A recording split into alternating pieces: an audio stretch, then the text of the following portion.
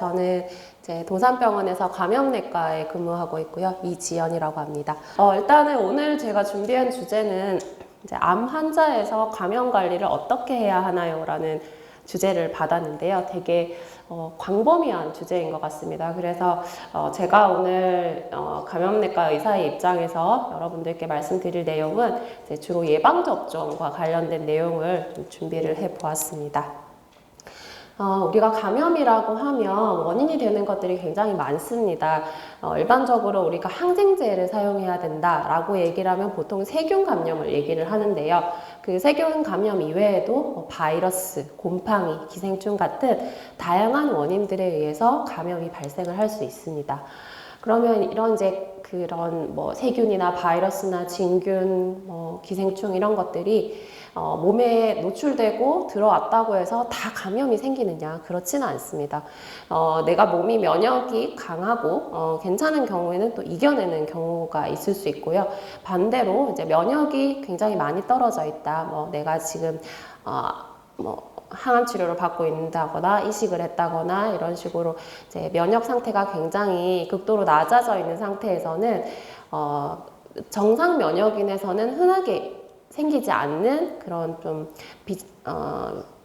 비전형적인 흔하지 않은 그런 감염증도 발생을 할 수 있습니다.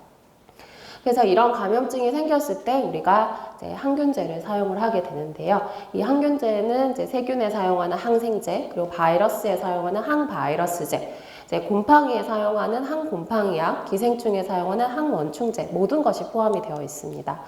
그러면 우리가 이제 앞서 말씀드린 거는 일단 내가 감염이 걸렸을 때 이제 약을 쓰는 내용이고, 사실은 이제 그런 약을 쓰고 또 열이 나고 이렇게 하면 굉장히 몸이 힘들지 않습니까? 그러면 우리가 그렇게 몸이 힘들기 전에 미리 예방을 해줄 수 있다면 사실 제일 좋겠죠. 예. 그래서 그런 방법이 우리가 어떤 그런 특정 감염원에 노출이 이제 되는 상황에서 좀 개인 위생을 철저히 하고 또 보호구를 착용, 그러니까 예를 들어 마스크라든지 이런 것들, 이제 그 다음에 이제 예방 접종을 미리 함으로써 그런 이제 원인이 되는 바이러스나 세균에 노출이 되었을 때 내가 좀 덜 걸리게 병으로 이완되는 것을 막아주고 또 병에 걸리더라도 감염이 되더라도 좀 덜 중하게 약하게 지나갈 수 있게 해주는 것이 예방 접종의 역할이라고 알고 계시면 되겠습니다. 대한감염학회에서는 이렇게 성인 예방 접종 권장표를 보여주고 있습니다. 그래서 우리나라 성인에게서 일반적으로 권장되는 백신의 종류인데요. 이제 연령이나 환자의 어떤 기저질환 그런 것 개인에 따라서 권장되는 정도가 조금 달라질 수 있습니다. 그 가지수를 보시면 일단 인플루엔자 독감 백신이고요. 그 다음에 폐렴알균, 보통 폐렴 백신으로 많이 알고 계시는데 정확한 이름은 폐렴알균 백신입니다. 그리고 파상풍 디프테리아 100일에 백신 이제 이렇게 통합된 복합 백신이 있고요. 그 다음에 대상포진 백신, A형 간염, B형 간염, 그리고 이제 항체가 없는 경우에는 수두까지, 그러니까 A형 간염, B형 간염, 수두, 홍역, 볼거리, 풍진 이 네 가지는 항체 검사를 해서 항체가 없는 경우에 접종이 필요한 것들이고요. 그 다음에 이제 인유두종 바이러스의 경우에는 HPV라고 하는 그 바이러스에 대한 이제 여성들의 경우에 감염이 됐을 때 나중에 추후에 경부암으로 진행될 이제 위험도가 있어서 청소년기나 그런 경우에 이제 소아에서 접종을 권고를 하고 있습니다. 다음은 이제 상황별 성인 예방 접종표인데요. 앞서 말씀드린 거는 그냥 일반적인 경우이고, 내가 이제 그냥 일반적인 경우에 연령에 따라서인 건데요. 여기 보시면 그래서 이제 여기서는 폐렴알균의 경우에는 만 65세 이상을 권고를 하고 있습니다. 하지만 이제 그 기저질환에 따라서 만 65세 이전이라도 접종을 해야 되는 그룹이 있습니다. 그래서 지금 보시는 표는 내가 어떤 기저질환을 갖고 있느냐에 따라서 좀 더 강하게 연령과 상관없이 강하게 요구되는 백신이라고 생각을 하시면 되고, 이제 초록색으로 되어 있는 것들이 그 면역 정상인, 어떤 기저질환이 없는 그룹에 비해서 좀 더 강하게 필요성이 강조되는 백신이라고 생각하시면 되겠습니다. 그래서 보시면 이제 어떤 기저질환을 가지고 있는 경우에는 대부분 독감과 폐렴알균은 좀 더 필요성이 강조되고 있다. 연령과 상관없이 그렇게 알고 계시면 되겠고, 그다음에 중간에 보시면 이제 그 항암 치료 중인 보시면 잘 안 나오네요. 여기 보시면 항암 치료 중인 고형암 환자들이 있는데요. 이제 항암 치료 중일 때는 우리가 면역이 기본적으로 떨어지지 않습니까? 그래서 이제 이런 경우에 뭐 인플루엔자나 뭐 폐렴알균 이런 것들이 조금 더 이제 강력하게 요구가 되는데, 이제 자세한 내용은 제가 뒤에서 좀 더 자세하게 말씀을 드리도록 하겠습니다. 그러면 우리가 암 환자분들에게 권고되는 예방 접종은 어떤 게 다른가? 일단은 이제 우리가 백신이 투여가 됐을 때 우리 몸에서 어떤 식으로 해서 이제 항체가 생겨나고 면역이 생기느냐를 한번 살펴보도록 하겠습니다. 그래서 이제 몸에 항원이 들어왔을 때, 항원이라고 하는 거는 이제 여러 가지가 될 수 있는데요. 이렇게 흔히 이제 백신의 경우에는 우리가 사백신, 생백신 이렇게 얘기를 합니다. 사백신이라는 거는 말 그대로 죽었다는 말인데, 이제 생백신은 살아있다. 그래서 살아있는 바이러스나 살아있는 균을 조금 약하게 만들어서 주는 거라고 생각을 하시면 됩니다. 그래서 생백신의 경우에는 항원이 이제 그런 살아있는 바이러스나 균이 되는 거고요. 사백신의 경우에는 이제 사백신이라고도 하고 불활화 백신, 불활성화 백신이라고도 얘기를 하는데, 이 경우에는 균 자체를 넣어주는 게 아니라 그 균을 구성하고 있는 특정 단백질 성분을 이제 재조합을 해서 만들어서 넣어주는 겁니다. 그렇기 때문에 이제 생백신에 비해서는 좀 면역 저하자들에 대해서는 조금 안전하게 접종할 수 있는 백신이라고 생각하시면 되고요. 그래서 이런 항원들이 들어갔을 때 우리 몸에서 이제 면역이 정상 체계로 돌아가는 경우에는 항체를 생성을 하고, 이제 그 항원에 반응을 해서 항체를 생성을 하고, 또 우리 몸에 기억세포라는 게 있습니다. 그래서 그 기억세포를 자극을 해서 나중에 이제 추후에 어떤 그 균이나 바이러스가 들어왔을 때 예전의 기억을 더듬어서 좀 더 많은 항체를 급격하게 만들어내게 하는 그러한 기능까지 볼 수 있습니다. 그래서 이제 위에 보시면 이제 첫 번째는 그냥 단순히 항체를 생성하는 그러한 이제 보라색으로 보시는 면역세포는 그러한 기능이고요. 밑에 있는 초록색, 빨간색, 이제 그 빨간색 그 면역세포의 경우에는 이제 기억을 할 수 있는, 그렇기 때문에 이 밑에 있는 빨간색 면역세포까지 자극을 해주는 백신이 조금 더 강력한 항체를 만들 수 있다고 생각을 하시면 됩니다. 근데 우리가 항암제를 투여를 하게 된다. 그러면 몸에서 어떤 반응이 일어날까요? 네. 일단은 항암제 자체가 우리 몸의 면역을 이제 암세포만 사실 죽이면 상관이 없는데, 암세포뿐만 아니라 우리 몸의 정상세포, 면역세포들도 기능을 저하시키게 됩니다. 그런 과정에서 우리 몸에 있는 여러 가지 면역세포들의 숫자가 줄어들게 되고 또 기능 또한 줄어들게 됩니다. 그 상태를 우리가 면역 저하라고 얘기를 하게 되는데, 그렇기 때문에 밖에서 이제 백신을 통해서 항원을 주입을 해줘도 이제 그 항체를 생성할 면역세포가 적기 때문에 말 그대로 똑같은 양의 백신을 접종을 하더라도 항체가 적게 생긴다고 생각을 하시면 될 것 같습니다. 이제 그런 면에서 조금 한계점이 있는 거고요. 그래서 우리가 이제 암 환자의 경우에 예방접종하는 시기라든지 이런 것들에 좀 신경을 써야 하는데요. 일단 예방접종은 가능하면 항암 치료를 만약에 시작하기 전이다. 그러면 이제 항암 치료가 당장 내일 들어가야 되고 오늘 들어가야 되고 그런 상황이 아니라면 예방 접종은 가능하면 항암 치료를 계획하고 이제 항암 치료 시작하기 전에 이제 면역이 아직 괜찮은 상태에서 접종을 하는 것이 가장 좋습니다.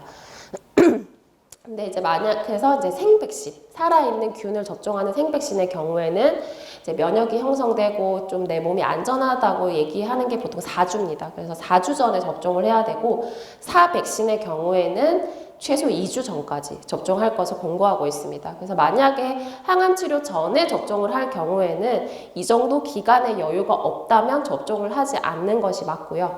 그다음에 항암 치료를 이제 그런 경우는 항암 치료를 우리가 끝나고 나서 접종을 해야 되는데, 이제 항암 치료가 만약에 종료됐다 그런 경우에는 종료하고 나서 우리 몸이 면역을 이제 회복을 하게 되는 기간이 필요합니다. 그 기간을 대략적으로 3개월 정도 보고 있습니다. 그래서 항암 치료를 종결하고 나서 대략 한 3개월 정도 이후에 예방접종을 시행하도록 권고를 하고 있습니다.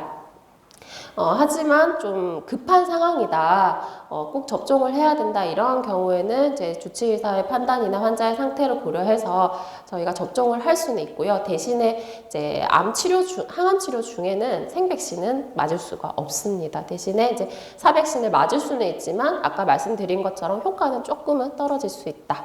그래서 이제 대표적으로 이런 그 백신의 종류를 보시면 생백신에 속하는 것들, 그러니까 살아있는 바이러스나 균을 접종하는 것들이 수두, 대상포진, 그다음에 MMR, 홍역, 볼거리, 풍진 백신이 되겠습니다. 대상포진 백신의 경우에는 둘 다 있습니다. 생백신도 있고 사백신도 있고요. 예. 그래서 대상포진 백신 중에서 생백신은 이제 면역이 떨어져 있을 때는 맞을 수가 없고 사백신은 맞을 수 있습니다. 사백신에서 대표적인 게 독감, 폐렴알균, 파상풍 디프테리아 백일해, 그리고 A형, B형 간염, 인유두종 바이러스, 대상포진 이런 것들이 되겠습니다. 그럼 이제 암 환자뿐만 아니라 우리가 암 환자와 함께 살고 있는 가족들의 예방접종도 한번 살펴보면 일단은 이제 매년 독감 백신을 접종하는 건 당연히 권고하고 있고요. 그다음에 대부분의 생백신, 그 백신 종류와 관계없이 암 환자의 가족이라고 해서 뭐 접종을 금기해야 되고 이런 건 없습니다. 예, 대부분 다 접종을 하시면 되는데 단 우리가 생백신의 경우에는 살아있는 바이러스를 이제 접종을 하는 거기 때문에 조금 주의를 하셔야 되는데요.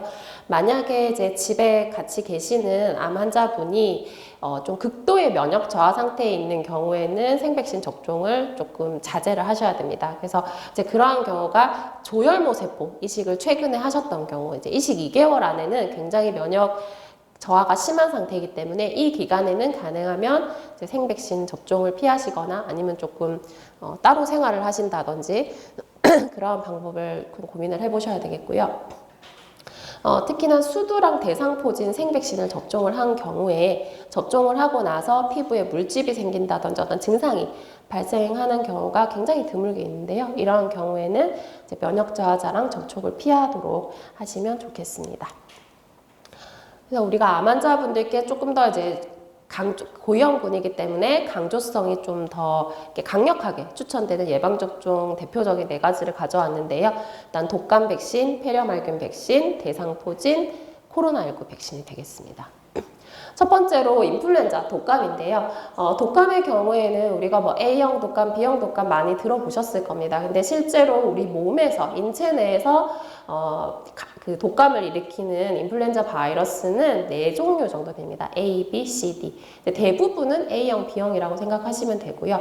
특히나 이제 A형 인플루엔자 바이러스의 경우에는 그 바이러스를 둘러싸고 있는 표면에 이렇게 이제 돌기 같은 그런 표면 항원 바이러스 그런 항원들이 있는데요. 이런 바이러스 표면에 붙어있는 항원 종류에 따라서 우리가 많은 조합을 만들어낼 수 있습니다. 그래서 이제 대표적으로 뭐 뉴스에서 보셨을지 모르겠는데 뭐 H1N1, H3N2 뭐 이런 얘기를 많이 하게 되는데 이제 그런 식으로 굉장히 많은 조합을 만들어낼 수 있고요. 그다음에 B형 독감의 경우에는 이제 2가지 계통으로 크게 분류를 하는데 야마가타, 빅토리아 이렇게 계열을 분류를 합니다. 그래서 보통 이제 코로나 이전 시기에는 우리가 보통 그 독감의 경우에는 좀 계절을 타기 때문에 한겨울에 많이 피크를 치면서 유행하다가 조금 이제 따뜻해지면서 2월 말 3월 초 되면 좀 떨어지는 듯 하다가 다시 초봄에 약간의 피크를 보입니다. 그러한 패턴으로 이제 코로나 이전까지는 좀 반복이 됐었고요. 그래서 한겨울에는 A형 독감이 좀 유행을 많이 하는 편이고 초봄에는 B형 독감이 조금 더 우세한 그런 유형으로 이전까지는 자리 잡고 있었습니다. 근데 2020년도에 저희가 코로나 팬데믹 상황이 되면서 독감이 쑥 들어와 버렸습니다. 없죠? 밑에 보시면 네, 독감이 없습니다. 그러다가 이제 코로나 팬데믹이 좀 이제 점점점 우리가 뭐 엔데믹으로 전환되는 그런 시점에 마스크도 좀 안 쓰고 또 이렇게 외부 활동도 좀 많아지고 이러면서 다시 이제 계절성 인플루엔자 바이러스가 다시 작년 같은 경우에도 많은 유행을 보였었고요. 그래서 이러한 이제 추이를 보시면 결국은 코로나 이전과 그 코로나 팬데믹 상황에 우리가 호흡기 바이러스 유행했던 그런 거 보면 코로나 팬데믹 상황일 때 코로나는 많이 유행을 했지만 그 이외의 다른 바이러스들은 굉장히 급격한 감소를 보였었거든요. 그래서 결국은 이러한 것들이 적극적인 손위생과 호흡기 에티켓, 증상이 있을 때 마스크를 착용을 하고 호흡기 질환이 있을 때는 좀 외부 활동을 삼가하고 이런 것들이 결국은 이러한 독감을 비롯한 급성 호흡기 감염증 관리에 굉장히 중요하다라고 알고 계시면 되겠습니다. 그래서 이런 독감 백신의 경우에는 우리가 매년 접종을 권고하고 있고, 왜냐하면 매년 유행하는 그런 독감 백신 그 독감주 유형이 좀 다르고요. 매년 조금씩 변이를 이루고 있기 때문에 그 WHO에서는 매년 봄이나 여름이 되기 전에 올해 어떤 유형의 독감이 유행할 것이다 라는 예측을 하고 올해 어떤 백신을 만들어야 한다라는 것을 이제 발표를 합니다. 코로나19와 함께. 네, 그래서 이제 작년에 맞았던 독감 백신은 올해 맞을 수가 없습니다. 그래서 매년 업데이트된 백신을 접종을 하셔야 되고요. 그리고 이제 대부분은 우리가 4백신 접종을 하게 되고 3가, 4가 많이 말을 들어보셨을 텐데요. 이 3가, 4가의 특징은 말 그대로 3가지, 4가지인데요.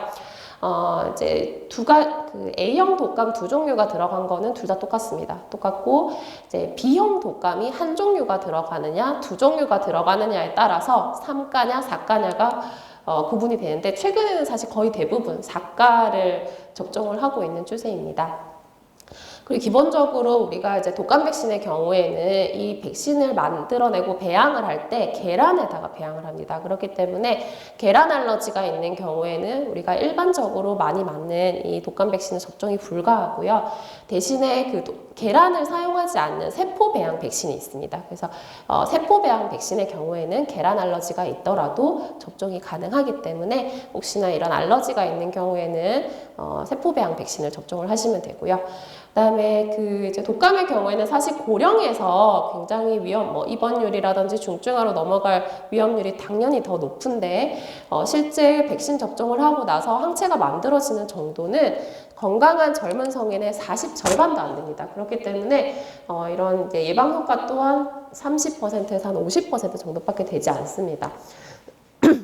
그렇기 때문에 지금 이제 국내의 지침이 얼마 전에 변경이 됐는데요. 그래서 만 65세 이상에서는 고면역성 독감 백신을 접종을 권고를 하고 있다라고 알고 계시면 되겠습니다. 근데 이 면역원성 독감 백신이 뭐냐를 보시면 결국은 이제 면역을 좀 더 좋게 항체를 더 많이 만들어내서 예방 효과를 좋게 만든 백신이라고 생각을 하시면 되겠고, 그러면 결국은 항원을 많이 넣어주거나 아니면 항체를 많이 만들 수 있도록 면역을 강화시켜주면 되는 겁니다. 그래서 이 면역원성 독감 백신에는 2종류가 있는데요. 기존의 그 항원보다 한 4배 정도 많이 이제 넣어주는 고용량 항원 백신이 있고, 그 다음에 이제 면역 증강제를 추가를 해서 이제 항원의 양은 똑같지만 면역 증강제를 넣어서 면역을 좀 더 이제 활발하게 만들어서 항체를 더 많이 만들어내게 하는 면역 증강 제조업 백신이 있습니다. 근데 이제 만 65세 이상의 경우에는 나라에서 무료 접종이 가능한데요. 여기에 해당되는 고면역원성 독감 백신은 사실 그 무료 접종 범위에는 포함이 되지 않기 때문에 이제 좀 비용이 부담되시거나 하는 경우에는 이제 기존에 우리가 무료 접종하고 있는 기존 4백신, 그 4가 백신을 접종을 하셔도 가능하겠습니다. 대신에 예방 효과는 조금 떨어질 수 있다는 거는 알고 계셔야 될 것 같습니다. 다음으로 말씀드릴 내용은 폐렴 알균 백신입니다. 많이 폐렴 백신이라고 많이 알고 계시고 저희도 이제 폐렴 알균 백신 접종하러 오시면 그러면 이거 맞으면 폐렴 안 걸리나요? 혹은 이제 폐렴에 걸려서 오신 분들이 나 몇 년 전에 폐렴 백신 맞았는데 왜 폐렴에 걸리죠? 라고 얘기하시는 경우가 있습니다.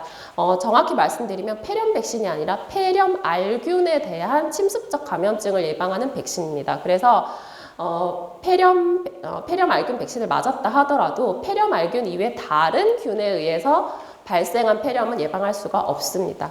그래서 이제 폐렴이라는 거는 결국은 폐에 염증이 일어나는 반응인데 이 폐렴이 생기는 원인이 굉장히 다양하게 있습니다.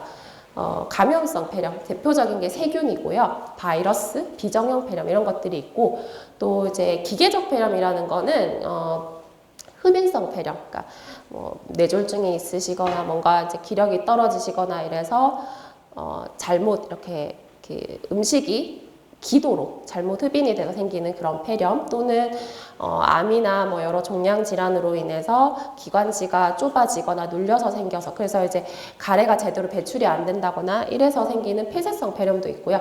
또 약물에 의해 생기는 폐렴들도 있습니다.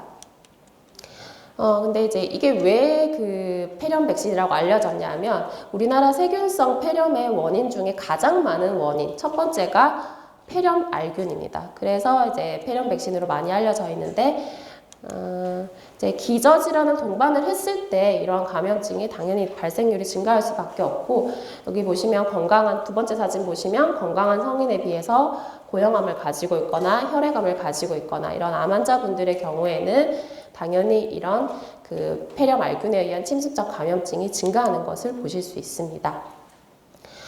이 폐렴 알균은 세균에 속하는 건데요.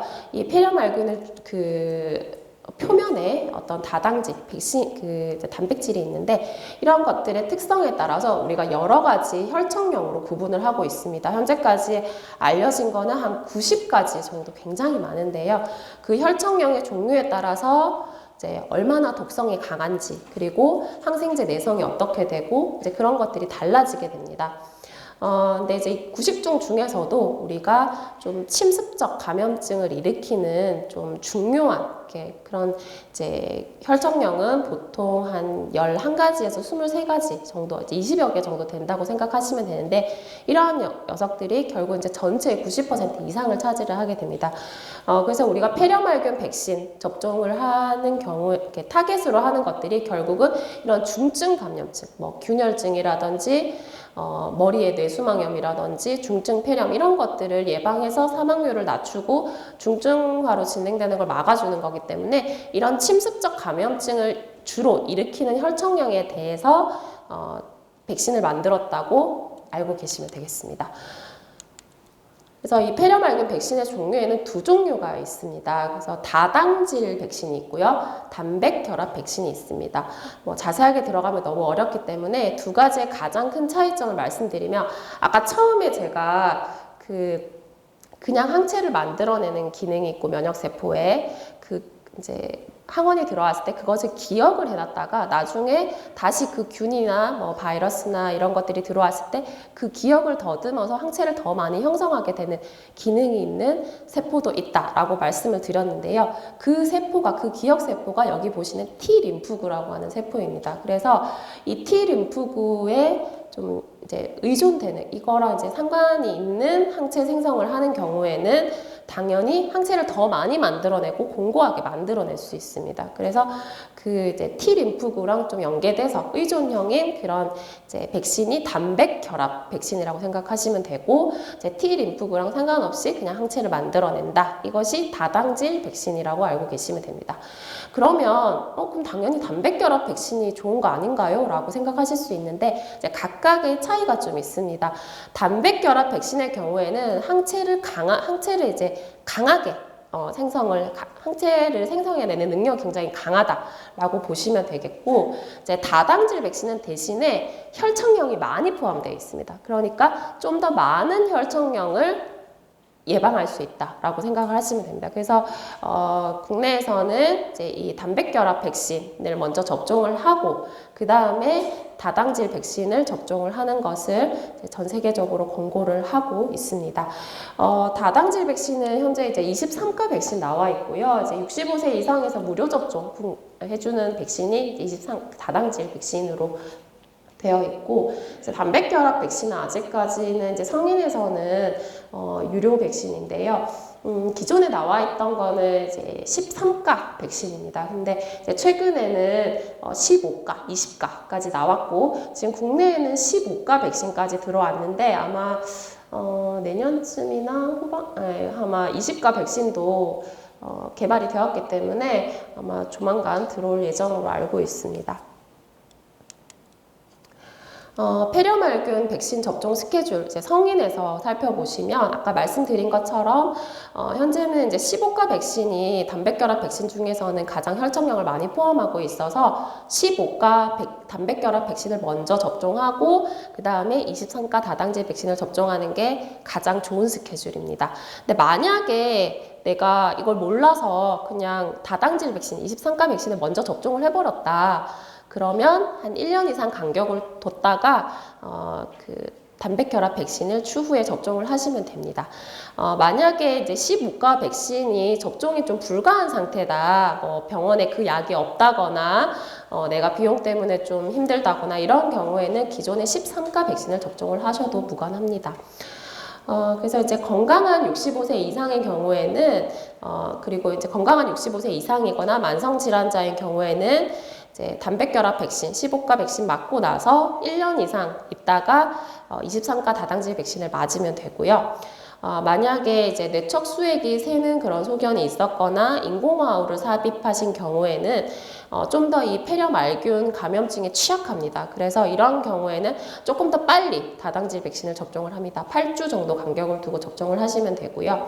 그다음에 면역 저하자나 그다음에 무비증, 우리 몸의 이제 왼쪽에 여기 보시면 간의 반대쪽에 비장이라는 장기가 있습니다. 면역을 관장하는 장기인데 이게 뭐 예를 들어서 내가 사고로 비장이 파열이 됐다거나 아니면 암 수술을 하는 과정에서 어쩔 수 없이 비장을 떼어냈다거나 아니면 비장이 있기는 하지만 기능적으로 없는 거나 마찬가지인 그런 경우에 우리가 기능적 해부학적 무비증이라고 하는데 이러한 경우에도 이 폐렴알균의 감염에 굉장히 취약한 상태가 됩니다. 그래서 이 경우에도 1년까지 기다리지 않고 한 8주 정도 간격을 두고 접종을 할 수 있습니다.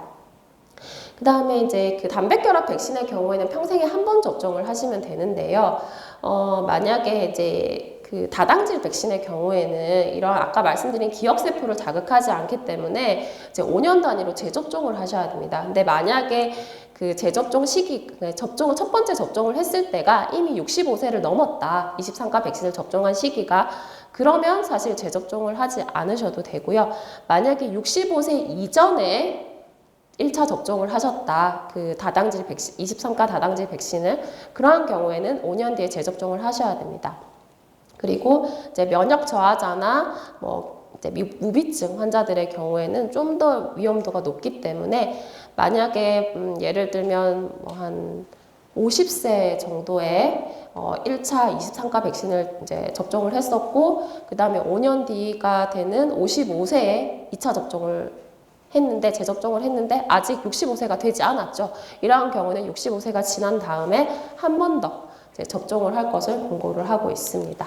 다음은 대상포진 백신입니다. 대상포진은 이제 수두랑 대상포진은 같은 바이러스입니다. 원인이. 근데 이제 처음 걸리면 수두. 그다음에 이 수두가 걸렸다가 우리 몸에 이렇게 잠복을 해 있다가 나중에 나이가 들거나 면역이 떨어졌을 때 다시 발생하는 게 대상포진이라고 알고 계시면 됩니다.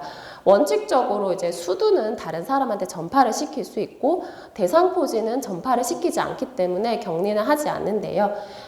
좀 면역이 굉장히 심각하게 면역 저하가 된 상태에서는 이제 대상포진이 여러 군데 생기는 경우가 있습니다. 그걸 우리가 파종성 대상포진이라고 하는데 이 경우에는 이제 전파 가능성이 있기 때문에 수두와 마찬가지로 격리가 필요합니다. 그래서 이제 이 그 대상포진의 경우에는 앞서 말씀드린 것처럼 어릴 때 수두를 앓고 나서 몸에 이제 그러니까 신경절에 잠복해 있습니다. 잠복해 있다가 나중에 내가 나이가 들어서 면역이 떨어지거나 아니면 뭐 항암 치료를 하거나 면역 억제제를 먹거나 이런 면역이 떨어지는 상황이 됐을 때 이제 다시 활성화돼서 발생하는 질병입니다. 수두랑 대상포진의 가장 큰 차이점은 신경통인데요. 이제 수두는 이제 전신질환이고 대상포진은 특정 신경절을 침범하기 때문에 굉장히 따끔따끔하고 또 이제 바람만 스쳐도 아프다고 얘기를 하죠. 이제 그런 것들이 특징적이고 보시는 것처럼 주로 한쪽을 침범하는 게 특징적이지만 아까 말씀드렸다시피 면역이 많이 떨어져 있으면 여러 군데 침범을 할 수도 있습니다. 그래서 일반적으로 대상포진은 면역이 정상이고 젊은 연령층에서는 좀 드물게 나타나는 편이고요. 대개는 이제 면역이 떨어지는 고령이나 아니면 이제 젊은 사람이라 하더라도 면역 저하자인 경우에 발생을 하게 되고, 사실은 이제 대상포진 그 피부는 어느 정도 시기가 지나면 대부분 낫습니다. 근데 이제 5명 중 1명이 이 발진이 좋아지고 나서 이제 신경통증, 그러니까 대상포진 후 신경통 때문에 굉장히 많은 고통을 느끼는 경우가 많습니다. 그래서 저희가 대상포진 백신을 접종을 할 때는 대상포진 자체를 예방하는 것도 목적이고 대상포진 후 신경통, 이 합병증을 예방하는 것도 이제 목적에 들어가게 됩니다. 대상포진 백신은 두 종류가 있습니다. 생백신, 사백신. 기존에 이제 옛날부터 있었던 백신은 생백신이고요. 이제 최근 몇 년 사이에 나온 백신이 사백신입니다. 생백신의 경우에는 말 그대로 약독화된 생바이러스, 약하게 만든 생바이러스를 접종을 하는 거고, 그래서 면역 저하자는 사실 이거를 맞을 수가 없는 게 한계점이었습니다. 면역 저하자들은 대상포진의 위험도가 높은데도 이 백신을 접종을 못하는 거죠. 그래서 이제 그런 것들을 조금 더 개선시키고 효과를 좀 더 극대화시킨 것이 최근에 나온 사백신이라고 생각하시면 됩니다. 그래서 가이드라인에서도 이제 지침에서도 이제는 가능하면 사백신을 맞아라 라고 되어 있습니다. 효과적인 면이나 이제 그런 면에서 사백신을 맞는데 상황이 여의치 않으면 생백신을 맞을 수도 있다. 이제 그런 식으로 가이드라인이 좀 바뀌었고요. 이 사백신의 경우에는 이제 바이러스 자체를 넣는 게 아니라 이제 실험실에서 이제 제조합을 해서 만든 바이러스의 단백질 구성 성분을 넣는 거고요. 여기에 면역 증강제가 포함이 됩니다. 그래서 대상포진 생백신은 좀 그런 반응이 적은데 대상포진 사백신, 지금 이제 싱글릭스라는 이름으로 나와 있는데 이거 같은 경우에는 이제 접종 부위가 굉장히 아픕니다. 한 2, 3일 정도 땡땡하게 붓고 빨갛고 그렇게 되는데 이제 면역이 잘 형성된다 그렇게 생각하시면 될 것 같습니다. 그게 결국은 이런 면역 증강제 때문에 면역 반응이 과하게 일어나서 생기는 반응이라고 생각하시면 되고요. 그다음에 접종 대상은 공통적으로 만 50세 이상에서 공고를 하고 있는데 사백신의 경우에는 면역 저하자도 맞을 수 있기 때문에 조혈모 세포 이식이나 장기 이식, 고형암, 혈액암을 가지고 있는 분들도 접종이 가능합니다. 그리고 생백신은 이제 1회 접종으로 되어 있는데 사백신은 2에서 6개월 간격, 보통은 저희가 2개월 간격으로 접종을 하는데요. 2회 접종을 하셔야 되고 생백신은 우리가 피부 아래쪽에 피하 접종을 하는 데 비해서 사백신은 근육에다가 접종을 합니다. 팔에다가. 그리고 이제 만약에 이전에 대상포진 생백신을 이제 접종을 한 경우에 어떻게 되냐. 이런 경우에도 이제 사백신이 훨씬 효과가 우수하기 때문에 8주 이상 간격을 두고 이제 추가 접종을 하도록 공고를 하고 있습니다. 예방 효과의 지속 기간은 생백신은 한 8년 정도 보고 있고요. 사백신은 한 10년 이상 정도로 보고 있습니다. 그리고 이제 중요한 게 대상포진에 걸린 분들이 있을 겁니다. 그러한 경우에는 대상포진 걸리고 바로 접종을 하시는 게 아니라 1년 이상 지난 후에 대상포진 백신 접종을 공고를 하고 있습니다. 이 대상포진 백신의 효과를 한번 살펴보시면 기존의 생백신과 이제 최근에 나온 사백신의 효과를 보시면 일단 예방 효과 면에서 굉장히 많은 차이가 있습니다. 특히나 이제 생백신의 경우에 80세 이상에서는 18% 정도로 굉장히 낮은 예방 효과를 가지는 데 반해서 사백신의 경우에는 이제 80세 이상에서도 거의 한 90% 가까이 예방 효과를 가지고 있고요. 그다음에 혈액암 환자들의 경우에는 한 87%, 자가조혈모 세포 이식을 한 경우에는 이제 연령과 상관없이 한 68% 정도 예방 효과를 기대할 수 있고, 그다음에 대상포진 후 신경통 예방 면에서도 이제 그 생백신의 경우에는 60세 이상에서 한 66% 정도인데 사백신은 거의 한 8, 90% 가까이 접종 효과를 기대를 할 수가 있습니다. 그래서 다음은 이제 코로나19인데요. 사실은 우리가 팬데믹에서 엔데믹으로 전환된 시점이지만 올여름에도 사실 저희가 이제 병원에 근무하시는 분들은 되게 많이 고생을 했었거든요. 이제 뭐 환자가 단순히 많아서 고생을 한 게 아니라 갑자기 환자가 이제 늘어나니까 입원실도 부족하고 그리고 정부에서 공급하는 약도 없어서 사실은 저희가 고위험군은 약을 투약을 해야 되는데 약이 없어서 고위험군 중에서도 더 고위험군을 출연해야 되는 그런 좀 우스운 그런 상황이 벌어진 적이 있습니다. 그래서 결국은 이제 암 환자분들도 고위험군이거든요. 그래서 이제 이런 것들에 대해서 미리 예방하는 것들이 필요하고, 그래서 이렇게 여름에 그 한 8월 중순까지 피크를 쳤다가 지금은 조금 이제 환자분들이 감소한 상태인데, 우리가 팬데믹에서 엔데믹으로 전환됐으니까 이제 코로나 끝이라고 착각을 하시는 경우가 있는데 그렇지 않습니다.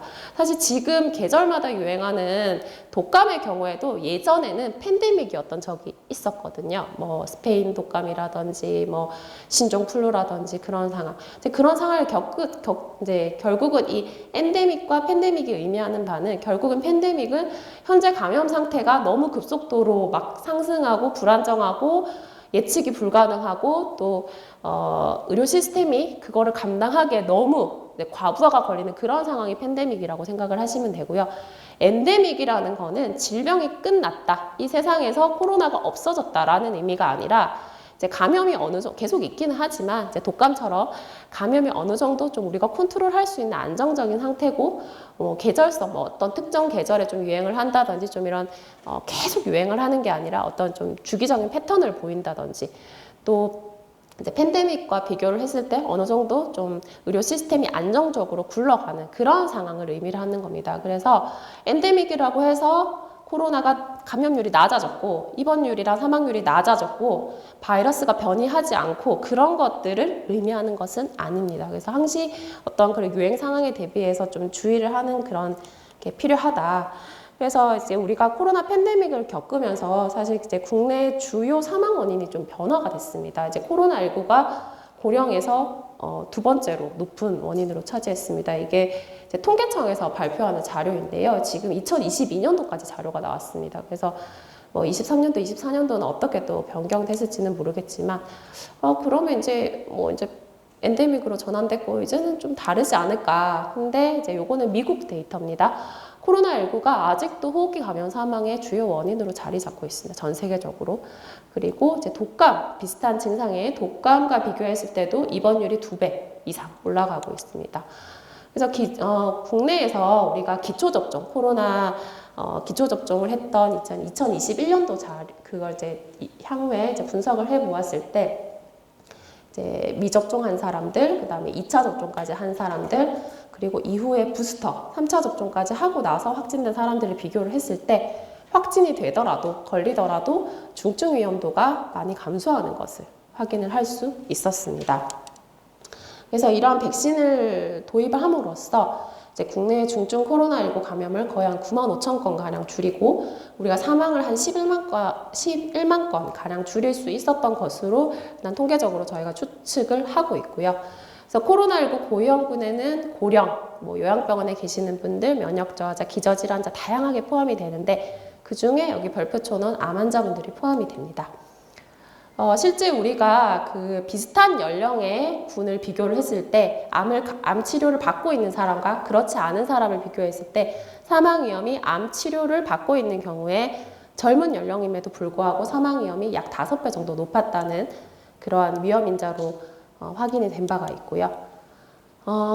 그래서 앞서 이제 독감 같은 경우에 WHO에서 매년 그 바이러스 유행주를 예측해서 발표를 한다고 했는데요. 코로나19도 마찬가지입니다. 매년 이제 봄쯤 해가지고 여름이 되기 전에 올해 유행할 코로나 바이러스 변이주를 예측을 하고 올해는 이거를 이 그 바이러스 변이주를 타겟으로 백신을 만드세요라고 이제 지침을 내립니다. 그럼 거기에 따라서 각 제약사들이 이제 약을 만들어내게 되는데요. 올해 같은 경우에는 이제 여기 보면 작년에는 XBB 1.5라고 하는 변이주가 초기에 유행을 했었습니다. 그리고 이후에 이제 그것의 좀 하위 계통, 이제 가지를 쳐서 이렇게 유행을 했었는데요. 작년에 그 백신주는 XBB 1.5 백신입니다. 올해는 JN1이라고 하는 변이주에 대한 JN1 변이주에 대한 이제 백신인데요.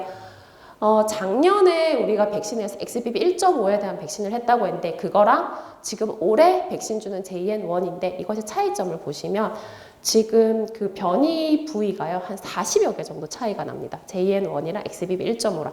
그러면 작년에 그 백신을 접종을 하게 되면 뚫리는 부분이 많다는 거죠. 네, 차이가 나기 때문에. 그렇기 때문에 올해 유행 중인 이러한 계열과는 변이 부위가 많이 차이를 보여서 작년에 맞았던 백신으로는 올해 대비를 할 수 없다라는 결론에 이르게 됩니다. 대신에 지금은 이제 JN1 이후에 뭐 KP2, KP3 뭐 이런 그 밑에 이제 동생격인 뭐 자식격인 그런 이제 하위 계통들이 유행하고 있는데 이 녀석들 같은 경우에는 뭐 3개, 2개 뭐 이렇게 굉장히 적은 양의 변이 차이가 있기 때문에 아직은 지금 유행하는 변이주까지는 올해 그 동절기 백신으로 커버를 할 수 있다라고 생각을 하시면 되겠습니다. 그래서 그 24, 25절기 지금 시즌에 우리 코로나19 국내 예방접종 지침을 보시면 권고 대상은 65세 이상 그리고 6개월에서 64세 사이 면역 저하자 및 감염 취약시설 입원 입소자입니다. 작년까지는 전 국민이었는데요. 아무래도 비용이나 뭐 그런 것들을 고려를 해서 올해는 조금 더 고위험군으로 축소시킨 것 같고요. 성인의 경우에는 이제 과거 접종량과 상관없이 1회 접종을 하시면 되겠습니다. 뭐 화이자든 모더나든 어떤 것인 접종을 하시면 되겠고, 중요한 거는 이제 동절기에 이 코로나19랑 독감이 동시 유행을 하기 때문에 동시 접종을 하는 것을 원칙적으로 권고를 하고 있고, 그러면 2개를 한꺼번에 맞으면 혹시 위험하진 않나요? 혹은 더 뭐 이상 반응이 더 발생하진 않나요? 라고 할 수 있는데 항체 만들어내는 능력 그리고 이상 반응 면에서는 각각 접종한 거나 동시 접종한 거나 큰 차이가 없는 것이 대규모 연구에서 이미 밝혀져 있습니다. 그래서 우리나라뿐만 아니라 전 세계적으로 코로나19랑 독감 백신은 동절기에 동시 접종을 권고를 하고 있습니다. 네, 그래서 백신 접종에 대한 내용은 여기까지이고요. 마지막으로 손위생인데, 저희가 이제, 손을 그냥 씻는 행위, 그러니까 손을 씻었다, 안 씻었다. 이것도 물론 중요합니다. 뭐, 안 씻은 것보다는 씻은 게 낫겠죠. 하지만, 이왕이면 씻을 거면 제대로 이제 손위생을 하게 되면 우리가 앞서 말씀드린 그런 감염 질환에 대해서 조금 더 안전하게 대비를 할 수 있을 것 같습니다.